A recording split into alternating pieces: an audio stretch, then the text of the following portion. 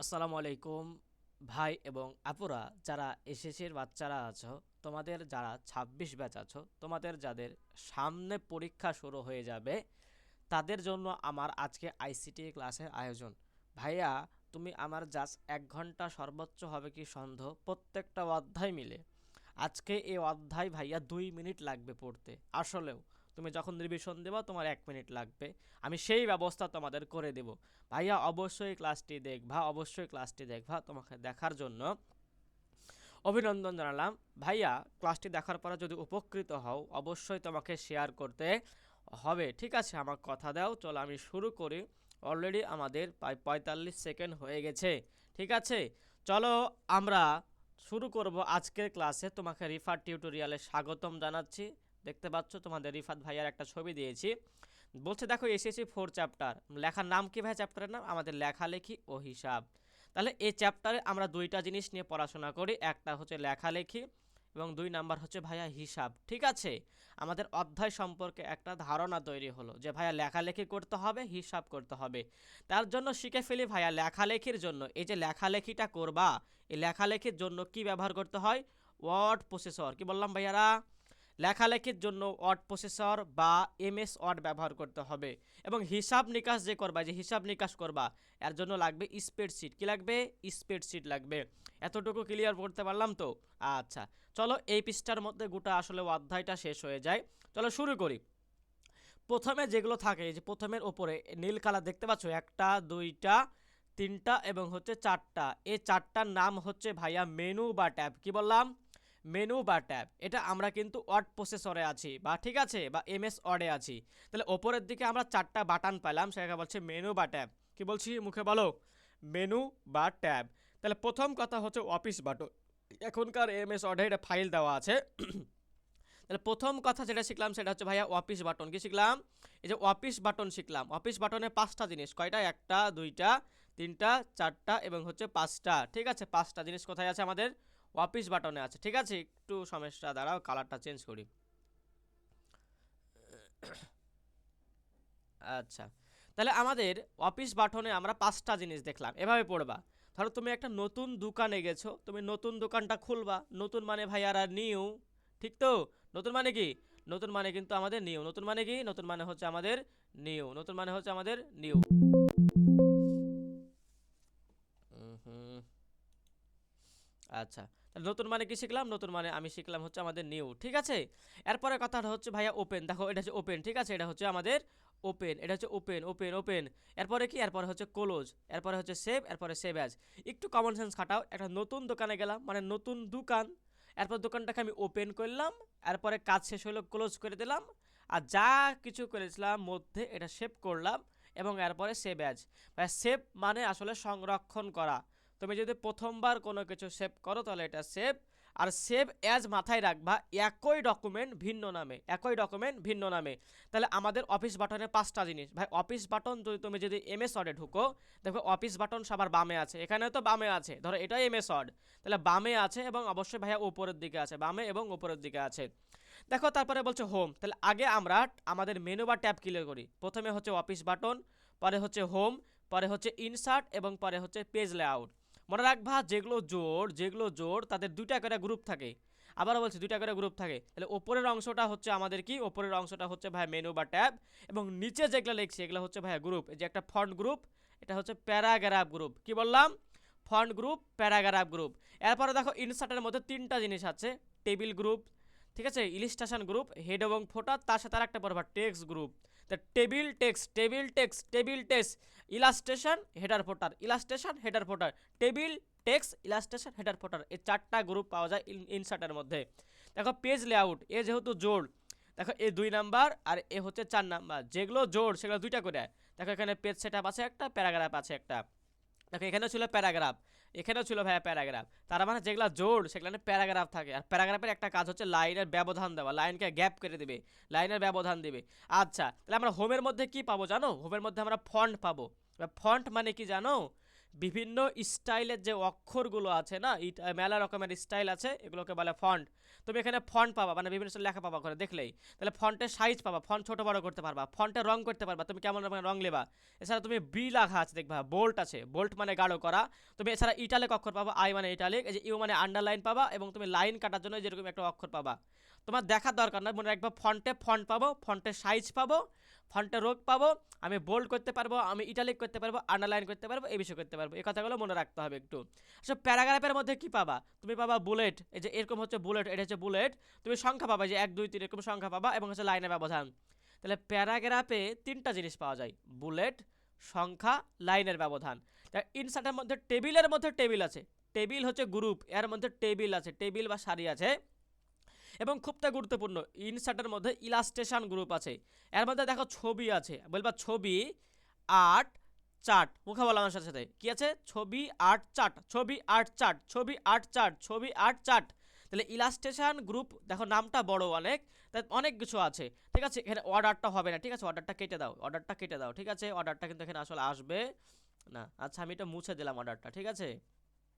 তাহলে বলবো ছবি, আর্ট, চার্ট। আর্ট মানে কি জানো? Clip art.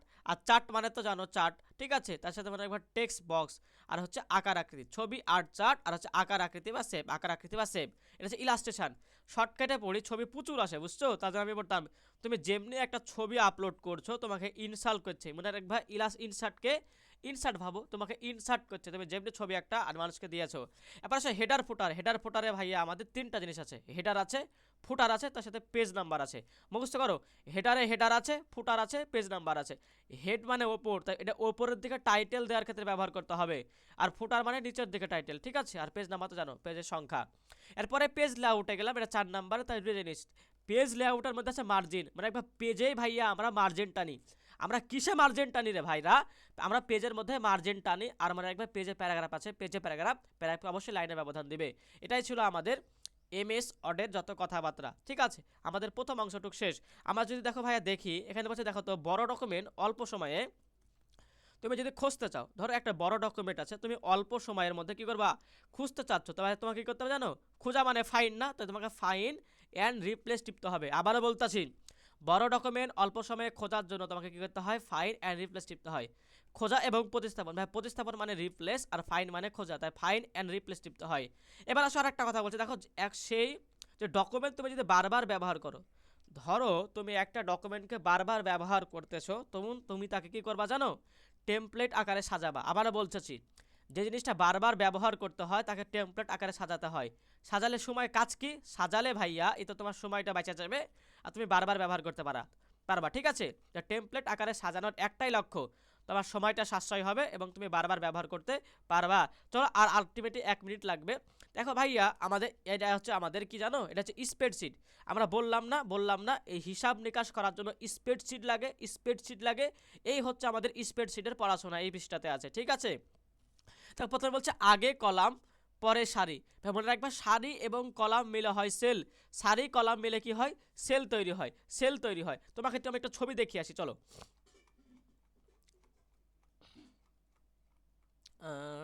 আচ্ছা, এই দেখো, এই যে এ বি লিখতে পাচ্ছ, এ, তারপরে বি, তারপরে সি ডি, আর এই যে 1 2 3, এই এ বি সি ডি এগুলো হচ্ছে ভাইয়া কলাম, এগুলা কি? কলাম। তো দেখো, কলামকে এ থেকে জেড দ্বারা লেখা হয়। আর এর দেখো নিচেরটা হচ্ছে সারি, এটা হচ্ছে সারি। দেখো 1 থেকে লেখা আছে 25 পর্যন্ত, এই সারিকে সংখ্যা দ্বারা প্রকাশ করা হয়, সারি সংখ্যা। আর এটা কি? এটা হচ্ছে কলাম। এটা কি? এটা হচ্ছে আমাদের কলাম। এই যে সারি এবং কলাম মিলে একটা কিন্তু সেল হয়েছে, দেখতে পাচ্ছ, এই যে সেল হয়েছে। এই যে সেলটা হলো না, সেলটা হলো এই সেল বা ঘর হলো, এই ঘরটার নাম হচ্ছে সেল, ঘরটার নাম হচ্ছে সেল। তো সারি এবং কলাম মিলে তৈরি হয় কিন্তু সেল। দেখো স্প্রেডশিটের একটা ব্যবহার আছে, কমন সেন্স। স্প্রেডশিটে তুমি আলটিমেটলি বেশি জিনিসগুলো করবা, যেমন দেখো শিক্ষাক্ষেত্রে ফলাফল। ভাই শিক্ষাক্ষেত্রে ফলাফল অনেক মানুষের একসঙ্গে দেয়, আয় ব্যয় অনেক মানুষের করে, বাজেট অনেক মানুষের করে, বেতন হিসাব অনেক মানুষের করে, এয়ারলাইন্স মানে একবার এরোপ্লেনে মানুষ অনেক বেশি উঠে একসঙ্গে একটা এয়ারপ্লেনে। দেখো আয় আর ব্যয়ের হিসাব অনেকগুলো একসাথে করা হয়, এবং ভোট অনেকগুলো মানুষের একসাথে গণনা করা হয়। এবং এই যে ক্রিয়া প্রতিযোগিতা, যে খেলাধুলা, এটা বেশি বেশি ইম্পর্টেন্ট কোনটা? এই যে সবুজ লাগিয়ে দিয়েছি, এয়ারলাইন্স। এটা ছিল আমাদের স্প্রেডশিটের আসলে ব্যবহার, ঠিক আছে। তাহলে আমরা সামনের দিকে একবার চলে যাই। আচ্ছা, তাহলে চলে আসলাম আমরা। দেখো বলছে আগে কলাম পরে সারি, কথাটা বুঝছো? তাহলে কলামে কি করা হয়? এ থেকে জেড পর্যন্ত লেখা হয়, ঠিক আছে, এ থেকে জেড পর্যন্ত লেখা হবে। এরপরে দেখা বলছে পরে সারি, সারি সংখ্যা অর্থাৎ এ বি এই 1 2 3 4 লিখতে হবে। আমরা এখানে গুণ করা শিখবো, ভাগ করা শিখবো, পার্সেন্টেজ শিখবো এবং যোগ করা শিখবো। দেখো গুণের ক্ষেত্রে চিহ্ন হচ্ছে স্টার চিহ্ন। কি চিহ্ন? তুমি এরকম এস কোরাস দিতে পারবে না। কি দিতে পারবে না? কোরাস দিতে পারবে না, ঠিক আছে? তাহলে গুণের ক্ষেত্রে কি করতে হয়? স্টার চিহ্ন দিতে হয়, যে স্টার চিহ্ন দিতে হবে। তাহলে সব ক্ষেত্রে তুমি গুণ করো, ভাগ করো, পার্সেন্ট করো, যোগ করো, তোমাকে সবসময় সমান সমান দেওয়া লাগে, যে সমান সমান। দেখো সমান সমান, যে সবুজ কালিগালাকে আমি সমান সমান করে দিয়েছি, ঠিক আছে, বোঝার জন্য। এবং গুণ করার ক্ষেত্রে কি করতে হবে? আগে কলাম পরে সারি, আগে কলাম পরে সারি। দেখো স্টার চিহ্ন দিয়েছে মধ্যে। তুমি যদি স্টার চিহ্ন অর্থাৎ গুণের চিহ্ন না দিতে চাও, তোমাকে এখানে লিখতে হবে প্রোডাক্ট। কি লিখতে হবে ভাইয়া? প্রোডাক্ট লেখার পরে এই আলটিমেটলি গুণের জায়গাতে তোমাকে রেঞ্জ দিতে হবে, এটার নাম হচ্ছে রেঞ্জ।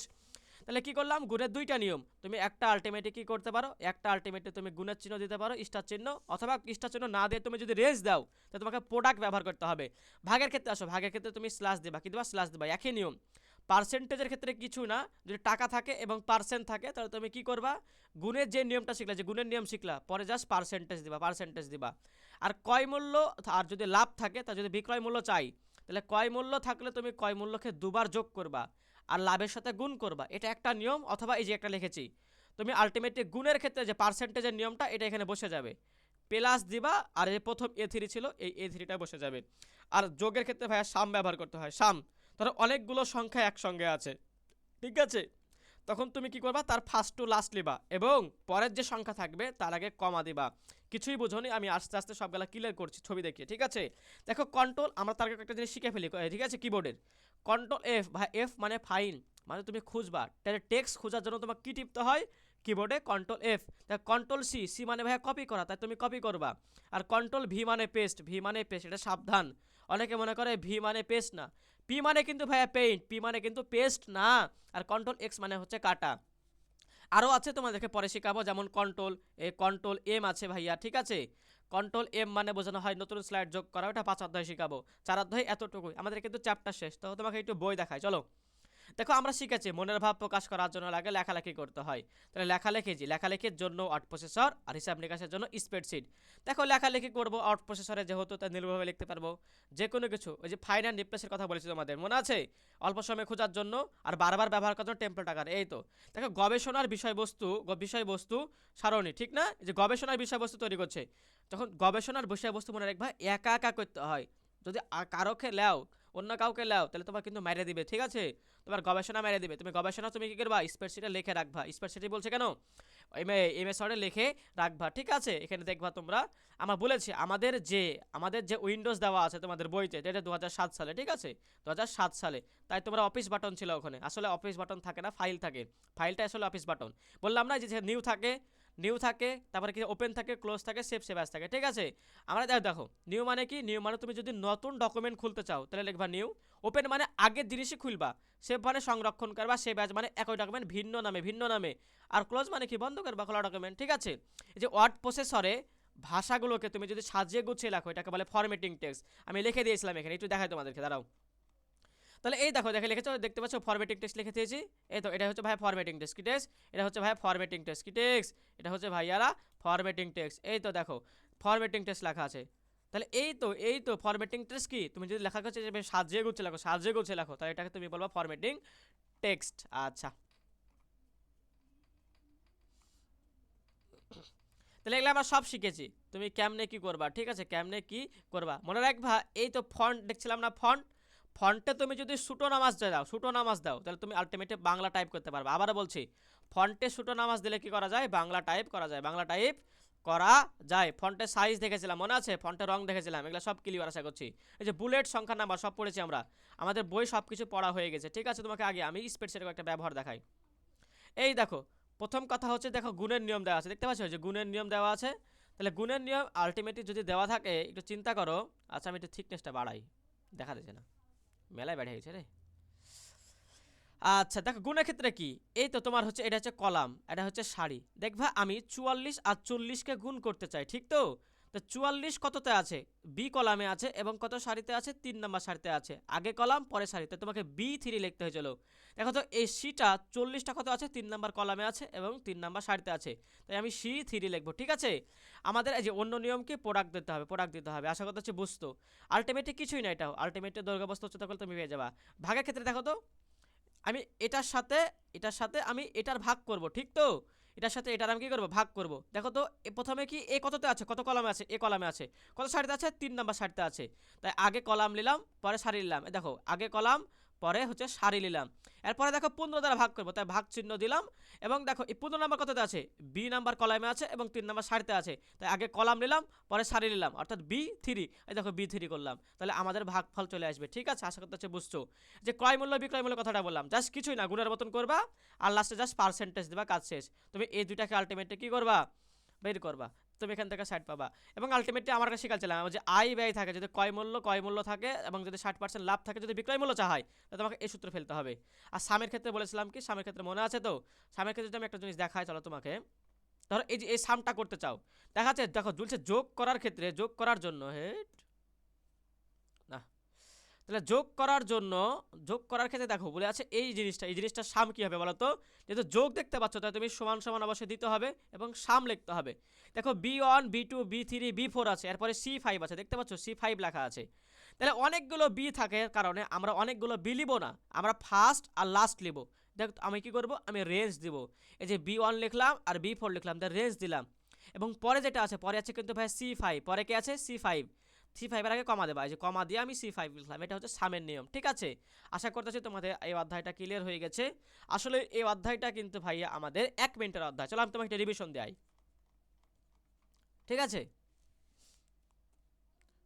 আচ্ছা, রিভিশন দেওয়ার জন্য আমরা আর একটা ক্লাস নেব 1 থেকে 2 মিনিটে, তোমরা ওটা দেখে নিও। এটা হচ্ছে বেসিক ইউটিউব বললাম, আর ওখানে শুধুমাত্র রিভিশন দেবো। আজকে এই পর্যন্তই, তোমাদের পরবর্তী অধ্যায়গুলো দেখার আমন্ত্রণ রইল। আসসালামু আলাইকুম।